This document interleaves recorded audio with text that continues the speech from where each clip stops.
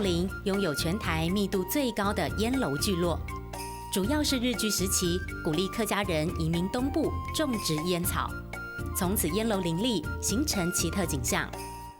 很多游客来到我们这个地方，感觉都亮到很神奇，没有看过这么多的烟楼。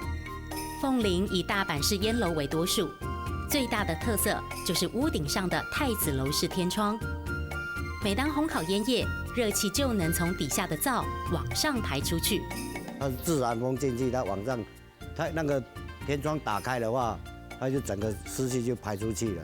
你要排多少，它就打多少。要烤出高品质的烟草，每个细节都是学问。这一间里面就是现在这个是大阪式的干燥室，它一层总共有11层。这个在挂烟就挂像这种，以前我们都是用串的，它串的时候要背对背、面对面，不能全部都同一个方向。为了提高效率，烟农研发出捆绑烟草的新方法，但要悬挂烟叶，依然是耗时又费力的苦差事。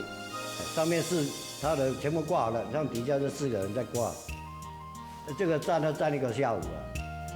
虽然承袭日式烟楼，客家先民从经验中也找到改良方法。